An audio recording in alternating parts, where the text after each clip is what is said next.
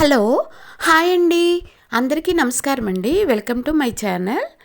నేను ఇప్పుడు మీ మనసుకు నచ్చే సుధీర అనే ఒక చిన్న కథను చదివి వినిపించబోతున్నానండి. దీన్ని రచించిన వారు ఎస్ ఘటికాచలరావు గారు. ఇంకా కథలోనికి వెళ్ళిపోతే, సాయంత్రం టీ బ్రేక్ సమయంలో సుధీర స్నేహితురాళ్ళు ఇద్దరూ ఆమె వద్దకు వచ్చారు. ఇద్దరి ముఖాల్లోనూ కొద్దిగా ఆందోళన కనిపించింది. ఏమైంది అని అడిగింది సుధీర. మామూలుగానే, ఇక్కడ షిఫ్ట్లుగా చేయాలంటే కొద్దిగా భయంగా ఉన్నది అన్నది రేణుక. ఎందుకు అని అడిగింది సుధీర. ఏమో, పరిస్థితులు ఎప్పుడు ఎలా ఉంటాయో చెప్పలేం అన్నది రేవతి. వాళ్ళు ఏం చెప్తారోనని కలవరపడ్డ సుధీర ఆ మాటలు విని నవ్వేసింది. మీరు అనవసరంగా భయపడుతున్నారు అన్నది తేలిగ్గా. ప్రతిరోజు కాకున్నా వారానికో 10 రోజులకో ఏదో న్యూస్ వింటూనే ఉంటాం, అందువల్ల భయం అన్నారు ముక్త కంఠంతో. రాత్రి బయలుదేరే వరకు వాళ్ళిద్దరూ దిగాలుగానే ఉన్నారు. నెలలో 1 వారం షిఫ్ట్ డ్యూటీ ఉంటుంది. వారంలో అది 2వ రోజు. షిఫ్ట్ ముగిసి రాత్రి 10 గంటలకు క్యాబ్ బయలుదేరింది. ఎలక్ట్రానిక్ సిటీ నుంచి కెంగేరి శాటిలైట్ లేఅవుట్ వరకు వెళ్తుందా క్యాబ్.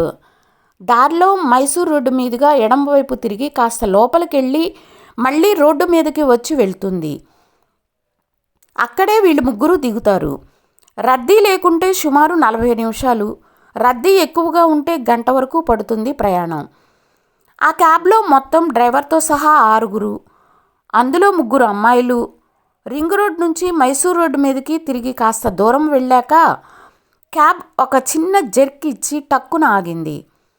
అప్పుడు రాత్రి 10:30 దాటింది. కొన్ని క్షణాలు మౌనం. తర్వాత ఏమైంది అని అడిగింది సుధీర. ఏమో తెలీదు, దిగి చూడాలి అంటూ డ్రైవర్ కిందికి దిగాడు. క్యాబ్లో 2 మగాళ్ళు ఉన్నారు.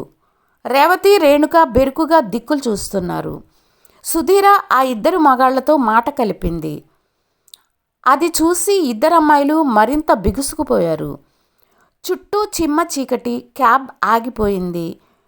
ఈ పరిస్థితుల్లో వాళ్ళని పలకరించుకుంటే ఏం, మీరిద్దరూ దిగే స్పాట్ ఎక్కడండి అని అడిగింది సుధీర. లాస్ట్ స్టాప్ అన్నాడు ఒక అతను. రేణుక మెల్లగా సుధీరని గిల్లింది. చురుక్కుమనగానే ఉలిక్కిపడి ఏమిటే అంది. కాసేపు మౌనంగా కూర్చోలేవా అన్నది చిన్నగా. డ్రైవర్ దిగి చూసి టైర్ పంచర్ అయింది సార్, ముందుకు వెళ్ళదు అన్నాడు. ఆ 2 అబ్బాయిలు ముఖాముఖాలు చూసుకున్నారు. ఆ 2లో ఒక అతను, ఇఫ్ యూ డోంట్ మైండ్, మేము మీకు తోడుగా వస్తాము అన్నాడు. థ్యాంక్ యూ, నేనే అడగాలనుకుంటున్నాను. మా స్టాప్ ఇక్కడికి 3 కిలోమీటర్లు. ఈ దారిలో ఏదైనా ఆటో వస్తుందేమో చూడండి అన్నది సుధీర. 2 ఆటోలు పిలుద్దాం. ఒక ఆటోలో మీరు ఎక్కండి, 2వ దాంట్లో మేము మిమ్మల్ని ఫాలో అవుతాం. మీ స్టాప్ వచ్చిన తర్వాత మేము వెనక్కి తిరుగుతాం అన్నాడు అబ్బాయి. ఇట్స్ నైస్, అలాగే చేద్దాం అంది సుధీర. రేవతి, రేణుక ప్రాణాలు చిక్కబట్టుకుని సుధీర పక్కనే అరంగుళం కూడా గ్యాప్ లేకుండా అతుక్కుని నిలబడ్డారు. 5 నిమిషాల వ్యవధిలో 2 ఆటోలు వచ్చాయి. 3 అమ్మాయిలు వాళ్ళు దిగాల్సిన స్టాప్లో దిగాక సుధీర వెనకున్న ఆటో వద్దకు వచ్చి, థ్యాంక్స్ ఫర్ ది హెల్ప్ అంది నవ్వుతూ. ఇట్స్ ఆల్ రైట్ అన్నాడు మరో అబ్బాయి. వాళ్ళ ఆటో వెనక్కి తిరిగి వెళ్ళిపోయింది. రేణుక, మీ ఇల్లెక్కడా అడిగింది సుధీర. 4వ వీధిలో గుడి పక్కన అన్నది. మరి నువ్వు రేవతి? అక్కడి నుంచి మరో 2 వీధులు అవతల అంది. మీరు మరీ విపరీతంగా భయపడుతున్నారు. ఇంత భయం పనికిరాదు. మనం భయపడ్డ కొద్దీ ప్రమాదం ఎక్కువన్న విషయం గుర్తుంచుకోండి. భయం అనేది మనకు తెలియకుండానే కలిగే అనుభూతి. దాన్ని కంట్రోల్ చేయడం చాలా కష్టం అన్నది రేణుక. ఏదో గొప్ప విషయం కనుక్కున్న దానిలాగా. వాళ్ళ భుజాలకు వేలాడే బ్యాగులు చూసి, బ్యాగుల్లో ఏమున్నాయి అన్నది సుధీర. రేణుక తన బ్యాగ్ తీసి చూపించింది. అందులో పెన్సిల్, స్ప్రే, కారపొడి పొట్లం, ఒక ఫోల్డింగ్ నైఫ్, ఒక హిట్ స్ప్రే, కొన్ని గులకరాళ్ళు వగైరా ఉన్నాయి. వాటిని చూసి ఇవన్నీ ఎందుకు అని అడిగింది మెల్లగా సుధీర నవ్వుతూ. ఆత్మరక్షణ కోసం అన్నారిద్దరూ ముక్త కంఠంతో. మన దగ్గర ఎన్ని ఆయుధాలున్నా గుండె ధైర్యం సమయస్ఫూర్తి లేకుంటే ఇవేమీ పనిచేయవు. ధైర్యం మాట ఎలా ఉన్నా భయం అనేది ఉండకూడదు. భయపడితే ఆయుధాలున్నా ఉపయోగించాలన్న ఆలోచన రాదు అన్నది సుధీర. సుధీర చెప్పిన మాటలు నమ్మశక్యంగానే ఉన్నా నమ్మేందుకు సిద్ధంగా లేరు ఆ ఇద్దరు. జాగ్రత్తగా వెళ్ళండి అని వాళ్ళకు వీడ్కోలు చెప్పి ఇంటికి నడక సాగించింది సుధీర. తలుపు తీయగానే ఎదురుగా కూతుర్ని చూసి సుధీర తండ్రి తృప్తిగా నిట్టూర్చారు. ఎందుకు నాన్న అంత పెద్ద నిట్టూర్పు? కొన్నాళ్ళు, ఆ తర్వాత మంచి ఉద్యోగం వస్తుంది. సివిల్ రాస్తున్నాను కదా, తప్పకుండా పాస్ అవుతాను అన్న నమ్మకం నాకుంది అంది సుధీర నవ్వుతూ. వారంలో చివరి రోజు అది. రాత్రి 12 కావస్తున్నా సుధీర ఇంకా ఇంటికి రాలేదు. ఫోన్ చేస్తే రింగ్ అవుతుంది కానీ తీయడం లేదు. గోవిందరావులో ఆందోళన అధికమవుతోంది. కంపెనీకి ఫోన్ చేస్తే 10 గంటలకల్లా క్యాబ్ బయలుదేరిందని చెప్పారు. కనీసం వాళ్ళు కోలీగ్స్ ఫోన్ నెంబర్ చేసినా ఎందుకు తీయడం లేదో అతనికి అర్థం కాలేదు. ఎవరిని కాంటాక్ట్ చేయాలో అర్థం కాక బిక్కబిక్కమంటూ తెల్లవార్లు నిద్రమాని కూర్చున్నారు గోవిందరావు దంపతులు. తెల్లవారింది. 5 గంటలకు ఇక ఉండబట్టలేక సుధీర తండ్రి గోవిందరావు ఆఫీస్కు బయలుదేరాడు. అక్కడ సమాచారం ప్రకారం వాళ్ళు బయలుదేరిన క్యాబ్కి యాక్సిడెంట్ జరిగిందట. అయితే దాని గురించిన వివరాలు తమకు పూర్తిగా తెలియదన్నారు. గోవిందరావు కోపం తారాస్థాయికి చేరుకుంది. రాత్రి నుంచి మా అమ్మాయి ఇంటికి రాలేదు అని అడిగితే ఇర్రెస్పాన్సిబుల్ సమాధానం చెప్తారా అంటూ గట్టిగా అరిచాడు. అప్పటికే కొందరు సీనియర్ స్టాఫ్ అక్కడికి చేరుకున్నారు. మేనేజర్ అనబడే 50 ఏళ్ల వ్యక్తి అతన్ని అనునయించేందుకు ప్రయత్నించాడు. సార్, మీ అమ్మాయే కాదు, ఇంకో 2 అమ్మాయిలు కూడా కనిపించడం లేదు. మా క్యాబ్ ఏమైందో తెలియదు. యాక్సిడెంట్ జరిగి ఉండవచ్చని అనుకుంటున్నాము. పోలీస్ కంప్లైంట్ ఇచ్చాము అన్నాడు ఆ మేనేజర్ అనబడే వ్యక్తి. మరో అరగంటలో పోలీసులు వచ్చారు. మేనేజర్తో మాట్లాడాక క్యాబ్ వివరాలు తెలుసుకొని వేటకు బయలుదేరారు పోలీసులు. మైసూర్ రోడ్లోకి క్యాబ్ తిరగముందే ఒక చెట్టుకు గుద్దుకుని నిలబడి ఉండడం గమనించారు పోలీసులు. అందులోని మనుషులు ఏమయ్యారో తెలియలేదు. మళ్ళీ వేట మొదలయ్యింది. క్రితం రాత్రి వర్షం పడటం వల్ల క్యాబ్ నిలబడే చోటు నుండి వేరే ఏదో వాహనం తాలూకు టైర్ గుర్తులు, పగిలిన చేతి గాజు ముక్కలు కనిపించాయి. ఆ గుర్తులు వెంట కొంత దూరం వెళ్ళాక గుర్తులు తుడుచుకుపోయాయి. 4 రోడ్ల కూడలి వద్ద ఆ వాహనం ఎటు వెళ్ళిందో అర్థం కాలేదు. అంతలో ఇన్స్పెక్టర్ ఫోన్ మోగింది. ఫోన్లో ఇన్స్పెక్టర్ చెప్పిన మాటలు విని హాస్పిటల్ పేరు చెప్పి జీపును అక్కడికి మళ్లించమన్నారు. జీప్ హాస్పిటల్కి చేరేసరికి మేనేజర్తో పాటు కొంతమంది కంపెనీ ఉద్యోగులు వచ్చి ఉన్నారు. అక్కడ బెడ్ మీద తలకు కట్టుతో సుధీర చిరునవ్వు నవ్వుతూ ప్రసన్న వదనంతో కూర్చుని ఉంది. స్టాఫ్ అంతా ఆమెను విభ్రమంగా చూస్తున్నారు. ఆమెతో ఉన్న రేణుక, రేవతులు మాత్రం గత రాత్రి షాక్ నుంచి ఇంకా కోలుకోలేదు. గత రాత్రి జరిగిన సంఘటనలోకి జారిపోయారు ఇద్దరు. కిందటి రోజు డ్యూటీ అయిపోగానే క్యాబ్ బయలుదేరింది. ఆ రోజు క్యాబ్లో 3 ఆడవాళ్ళు మాత్రమే ఉన్నారు. రోజూ వచ్చే 2 అబ్బాయిలు రాలేదు. డ్రైవర్ కొత్తవాడు. బయలుదేరిన దగ్గర నుంచి రఫ్గానే ప్రవర్తిస్తున్నాడు. ఎవరితోనో ఫోన్లో మాట్లాడుతూ క్యాబ్ మామూలు కన్నా నిదానంగా నడుపుతున్నాడు. సుధీరకి అతని ప్రవర్తన నచ్చలేదు. రేవతి, రేణుకులు ఆందోళనగా సుధీర వంక చూశారు. అది గమనించి సుధీర డ్రైవర్తో, డ్రైవర్ కాస్త స్పీడ్గా నడపొచ్చు కదా అంది గొంతు స్థాయి పెంచి. డ్రైవర్ ఆ మాటలు వినిపించుకోకుండా అక్కడున్న కల్వర్టర్ దగ్గర క్యాబ్ ఆపాడు. టైం రాత్రి 10:30 దాటింది. వాహనాలు హైవే మీద వేగంగా దూసుకొస్తున్నాయి. ఎవరూ ఎవరిని పట్టించుకునే పరిస్థితి లేదక్కడ. బండి ట్రబులిస్తోంది. మెకానిక్కి ఫోన్ చేశాను, వస్తాడు అన్నాడు క్యాబ్ డ్రైవర్. డ్రైవర్ క్యాబ్ దిగి సిగరెట్ వెలిగించుకుంటున్నాడు. వెంటనే ఆఫీస్కి ఫోన్ చేసింది సుధీర. ఎవరూ ఫోన్ తీయడం లేదు. సుధీరకు ఏదో అనుమానం మనసులో బలపడింది. మిగతా ఇద్దరిని బండి దిగమని డ్రైవర్తో నువ్వు బండి రిపేర్ చేయించుకుని ఆఫీస్కు తీసుకువెళ్ళు, మేము ఆటోలో వెళ్ళిపోతాం అన్నది. రాత్రి చీకటిలో వాడి ముఖంలోని భావాలు కనిపించడం లేదు. ఈ రోడ్లో ఎవరూ ఆటోలు ఆపరు, కాసేపు ఆగండి, మెకానిక్ వస్తాడు, గేరగా ఉంది అతని గొంతు. ప్రయత్నిస్తే ఆపకుండా పోరు అంటూ వెనక్కి తిరిగి రోడ్డు వంక చూసింది సుధీర. డ్రైవర్ మరి మాట్లాడలేదు. ఫోన్ చేసి తొందరగా రమ్మని చెప్పడం మాత్రం వినిపించింది. ఆ ప్రదేశంలో వీధి దీపాలు కూడా వెలగడం లేదు. సుధీర నిశ్చలంగా, రేవతి, మనం కాస్తంత దూరం నడిచి వెళ్దాం, మైసూర్ రోడ్డు క్రాస్ దగ్గరకు వెళ్తే అక్కడ మనకు ఆటోలు దొరుకుతాయి, ఎంత 10 నిమిషాలు నడక అన్నది సుధీర. రేవతికి ఏం చెప్పాలో తెలియక రేణుక వైపు చూసింది. ముఖాలు చూస్తూ కూర్చుంటే సమస్య పరిష్కారం అవ్వదు, నడవండి అంటూ అడుగు ముందుకు వేసింది సుధీర. తప్పదన్నట్లు వాళ్ళిద్దరూ కూడా బయలుదేరారు. సుమారు 10 మీటర్ల దూరం వెళ్ళగానే వెనక నుంచి క్యాబ్ వేగంగా వచ్చి టక్కున వాళ్ళకు అడ్డంగా ఆగింది. అందులో డ్రైవర్తో పాటు మరో 2 ఉన్నారు. డ్రైవర్ క్యాబ్లోంచి ఎగిరి కిందికి దూకి సుధీర ముందు నిలబడ్డాడు. దృఢంగా ఉన్న మిగతా 2 కూడా దిగారు. ముగ్గురు అర్థం కాని భాషలో ఏదో మాట్లాడుకుంటున్నారు. మసక వెలుతురులో ఆ ముఖాల్లోని క్రూరత్వం కనిపించడం లేదు, కానీ మనసులోని వెకిలితనం మాటల్లో కనిపిస్తోంది.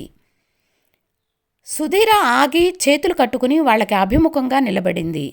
ఏంటి, అర్థం కాకోకుండా ఏదేదో మాట్లాడుతున్నారు అన్నది కాస్త గట్టిగా. ఆమె అలా మాట్లాడటంతో మిగతా 2 అమ్మాయిలు కూడా ఉలిక్కిపడ్డారు. నోరు మూసుకోవే, వాళ్ళు మనల్ని ఏమన్నా చేస్తే దగ్గరకొచ్చి గుసగుసలాడింది రేణుక. భయపడి బెదురుచూపులు చూస్తూ సహాయం కోసం అరుస్తారనుకుంటే సడన్గా ఆ అమ్మాయి అలా అనడంతో ముందుకొస్తున్న వాడల్లా బిక్కమొహం వేసి 2 అడుగులు వెనక్కి వేశాడు డ్రైవర్. ఏమిట్రా, మంచి జోరు మీదుంది, ఎక్కడి నుంచి పెట్టావు దీన్ని అన్నాడు రెండోవాడు. మెల్లగా చేతులు ముడుచుకుంటూ సుధీర ముందు వచ్చి నిలబడి సుధీర భుజం మీద చెయ్యి వేసి బలంగా నొక్కాడు. గట్టిగా అరుస్తుందనుకున్న సుధీర నోరు మెదపలేదు. దాంతో వాడు 2 చేతులు భుజాల మీద వేశాడు. సరిగ్గా దగ్గరికి రానిచ్చి సుధీర శక్తి కొలది తన మోకాలితో బలంగా వాడి ఆయువు పట్టు మీద కొట్టింది. కళ్ళల్లో మెరుపులు ప్రత్యక్షమై గుక్క తిప్పుకోలేక సుడులు తిరిగి కుప్పకూలిపోయాడు. క్షణం పాటు ఏం జరిగిందో అర్థం కాక నిలబడ్డ మిగతా 2 వెంటనే తేరుకొని కింద పట్టవాడు వద్దకు చేరుకున్నారు ఆతృతగా.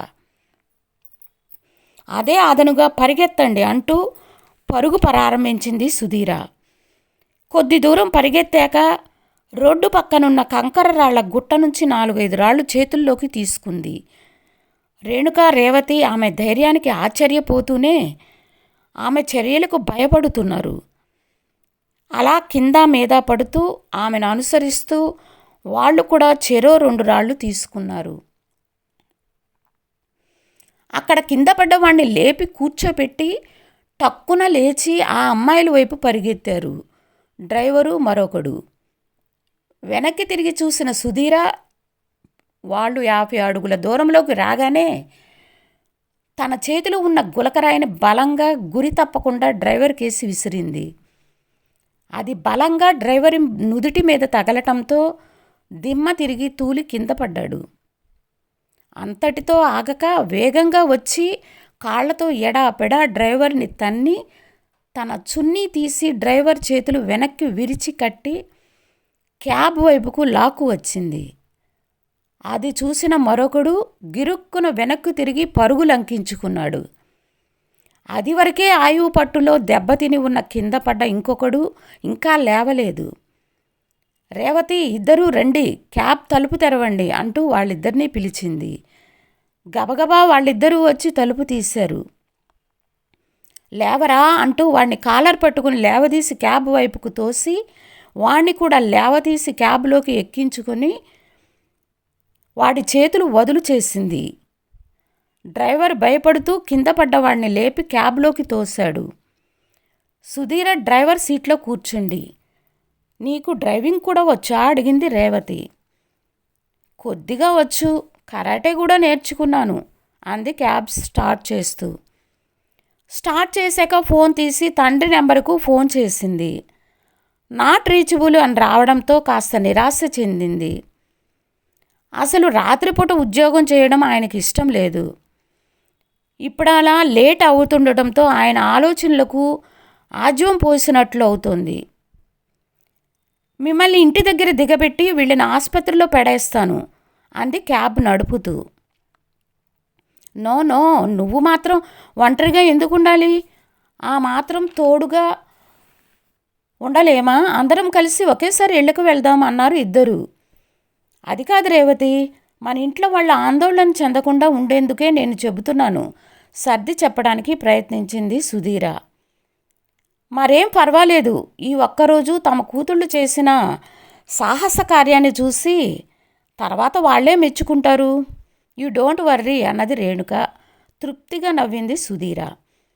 అదే సమయంలో అంతక్రితం తను చేసిన ఒక తప్పిదానికి ఫలితం కనిపించింది. అంతక్రితం డ్రైవరుకు వెనక్కి కట్టిన చేతులు విప్పాక మళ్ళీ అవి కట్టడం మర్చిపోవడం వల్ల అదను చూసుకుని డ్రైవరు వెనక సీట్లో నుండి సుధీర మీదకు లంఘించాడు. దాంతో క్యాబ్ అడ్డదిడ్డంగా వెళ్ళి రోడ్డు పక్కనే ఉన్న చెట్టుకు గుద్దుకుంది. డ్రైవర్ సీట్లో ఉన్న సుధీర స్టీరింగ్ మీదకి ఒరిగి చెట్టుకు గుద్దుకున్న దెబ్బకు క్యాబ్ డోర్ తెరుచుకొని రోడ్డు మీద పడింది. పక్కనున్న బండరాయికి కొట్టుకొని నుదురు కాస్త చిట్లింది. ఏం జరుగుతుందో అర్థం చేసుకునే లోపే అంతా జరిగిపోవడంతో రేణుక రేవతిలు క్షణం పాటు ఏం చేయాలో తోచలేదు. మరుక్షణమే తేరుకొని సుధీర చూపిన ధైర్యం ప్రేరణగా ఇద్దరూ కలిసికట్టుగా డ్రైవర్ మీదకి ఉరికి వాణ్ణి కదలకుండా పట్టుకొని మళ్ళీ వాడి చేతులు కట్టిపడేశారు. రేణుక మరో అడుగు ముందుకేసి తన బ్యాగులో నుంచి కర్చీప్ తీసి వాడి నోట్లో కుక్కి వాడి కంట్లో కారప్పొడి చల్లింది. దాంతో వాడు గగ్గోలు పెట్టసాగాడు. రేవతి బలంగా వాడి గోబ మీద కొట్టడంతో కళ్ళు బైర్లు కమ్మి తలవాల్చేశాడు. కింద పడ్డ సుధీర మెల్లగా లేచింది. క్యాబ్ చెట్టుకు గుద్దుకోవడంతో మళ్ళీ స్టార్ట్ కాలేదు.